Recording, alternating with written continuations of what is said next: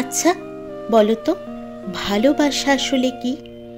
এই পৃথিবীতে ভালোবাসার আলাদা আলাদা ব্যাখ্যা রয়েছে। কারো কাছে ভালোবাসা মানে সারা জীবন তার সাথেই হাসি মুখে হাতে হাত রেখে কাটিয়ে দেওয়া। আবার কারো কাছে ভালোবাসা মানে তার থেকে দূরে থাকতে না পারা। তো কারো কাছে সারাদিন ভালোবাসার মানুষের সাথে ফোনে কথা বলা কিংবা দেখা করে তার সাথে সারাটা দিন কাটিয়ে দেওয়া, মানে ঘুরে বেড়ানো, এই আর কি। আবার কারো কাছে প্রিয় মানুষটা যতই দূরে থাকুক না কেন, তার কথা ভাবতে ভাবতে ক্লান্ত হয়ে যাওয়া। কিন্তু এগুলোর কোনোটাই বোধহয় ভালোবাসা নয়। হঠাৎ রাস্তায় কাউকে দেখলে বলে উঠি, ওয়াও, হ্যাঁ সে সুন্দর বলেই তোমার নজর কেড়েছে, তার সৌন্দর্য তোমার নজর কেড়েছে। ওটা কিন্তু ভালোবাসা নয়, ওটা ক্ষণিকের জন্যে ভালো লাগা বা ইনফ্যাচুয়েশন, যার সময়সীমা বেশি দিনের নয়। কারণ ভালোর তো আর শেষ নেই, তাই না? আজ তোমার একটা ছেলেকে বা মেয়েকে দেখে ভালো লাগলো, কাল তার চেয়েও সুন্দর কাউকে দেখলে তোমার নজর সে কাটতেই পারে। তাহলে কি এটাকে ভালোবাসা বলা যায়? না, বলবো নিশ্চয়ই নয়। কারণ ভালোবাসা তো সবার জন্য আসে না, একটা বিশেষ মানুষের জন্য আসে। আসলে ভালোবাসা এমনটা নয় যে একেই আমার ভালোবাসতে হবে। এটা এমন একটা অনুভূতি যা নিজের অজান্তেই এসে পড়ে। আবার আমরা এটাকেও ভালোবাসা বলতে পারি না যে অন্যায়ভাবে জেদ করে আমরা কাউকে পাওয়ার চেষ্টা করব, নিজের স্বার্থের কারণে অন্যকে জোর করে নিজের করার চেষ্টা করব। এটাও কিন্তু ভালোবাসা নয়, এটাকে বলবো স্বার্থপরতা।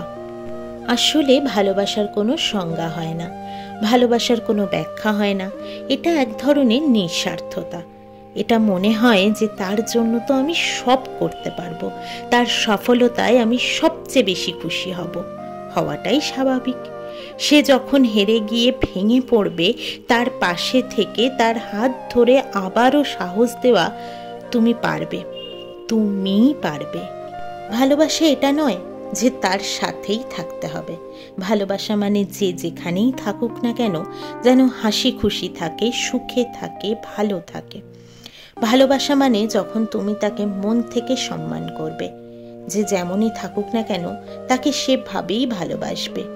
ভালোবাসার মানুষটাকে সব সময় সাপোর্ট করবে, তার পাশেই থাকবে। ক্ষণিকের ভালো লাগাটাকে ভালোবাসা নাম দিয়ে ফেলি আমরা। আর সেই নাম দেওয়া নামক ভালোবাসাটা আমরা এতটাই কলঙ্কিত করে ফেলি যে শব্দটা শুনলেই আমাদের ভয় লাগতে শুরু করে। আর সত্যি কথা এটাও যে আমরা নিজেকে যতটাই সংযত রাখি না কেন, কখনো কখনো আমাদের সামনের দিকের মানুষটা ভুল প্রমাণিত হয়েই যায়। সে খেলা করে যায় আমাদের ইমোশন নিয়ে, বা কখনো সেই প্রিয় মানুষটা আমাদের ভাগ্যেই থাকে না। আর এর থেকেই আমাদের মধ্যে ভয় তৈরি হয়ে যায়। কিন্তু জীবনই তো শিক্ষা দেয়, কখনো সেই মানুষটাই ভালো স্মৃতি দিয়ে যায়, আবার কখনো বা খারাপ কিছু মুহূর্ত, যা জীবনকে অনেক বড় শিক্ষা দেয়। আজ আমাদের কাছে কয়েকটা কথা ভীষণ কমন, আমরা অহরহ শুনতে পাই।